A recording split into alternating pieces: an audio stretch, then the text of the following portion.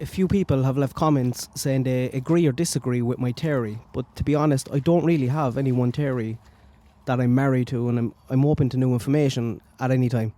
I think people might pick me up a small bit wrong when I'm looking at a topic. I like to ask myself questions and argue with myself. No joke, I could have a full-on argument in my head, arguing for and against a specific topic. It might be the early signs of schizophrenia, I don't know. Probably. But I am pretty much settled on 3 theories in this case. Although, again, I remain completely open to changing my mind as things present themselves. I don't think she drowned. I don't think anything significant happened at the waterhole, really, to be honest. I also don't think it was a stranger abduction. It's very difficult to see that happening given the area. And also, summer is a bit big and difficult for that. Usually, it's a toddler and they're a bit smaller, like Cleo Smith or Michael Vaughan. I'm not saying it's impossible, but I think it's very, very unlikely, and I've seen nothing to suggest it is. I do think it's possible she was sold permanently or as a temporary transaction. I know it's horrible to think about, but anyone who doesn't think that stuff doesn't happen, go have a look at my Camry Holland video. Like that, all that stuff happened last month, so this stuff goes on all the time. I think it's possible it was an accident that Candice or both parents covered up. That was my main thinking for a long time. I think there are things that bother me about that, like one, where is her body, and why didn't the cadaver dogs pick up anything? Why did they all pass polygraphs? I'm not saying it didn't happen, but I'm not completely sold on that, and I'm not closed off to looking at anything else because of that. I do have a major issue with the timeline, and I think whatever happened, for some reason, Candice is lying through any scenario. The last one, and the one that I've been warming to a bit lately, is Summer being taken by someone that she knows. Could be for SA, it could be someone trying to save her. Think of someone who can't have kids, always wanted to have kids, seen Summer, thought she was being treated badly, or seen her being treated badly, and decided to take her. Someone in the church, one of those workers that was in the area cutting down trees around the time she went missing, something like that.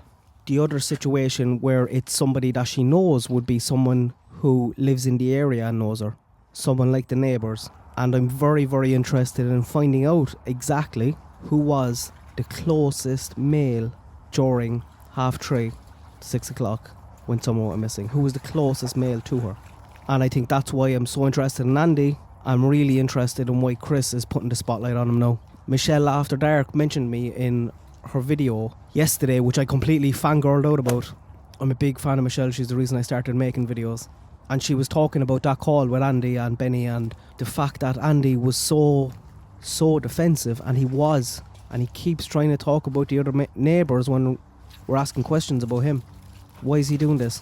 And they're all like that. All the neighbours are like it. We seen it last night again with another 2 neighbours who Ben sending Ziggy down to Ed's place. Or, listen, I don't think there is another Andy in the situation. I know Hunter's dad is Andy. I know Edward goes off Andy in his second name. The only Andy I care about is Jodie Suzek's. All these neighbours, including Andy, know the area very, very well. They're not blow-ins like the Wells. They'll know it better than them. They'd all know the terrain very, very well. In a video, I'll link it down below. Michelle did a brilliant video the other day talking about the terrain, talking about where Summer's scent and footprints were allegedly found and how difficult it would be for her to get up there on her own, whereas she could be carried up there, potentially. And who knows the area better than the long-term residents, the people who grew up there?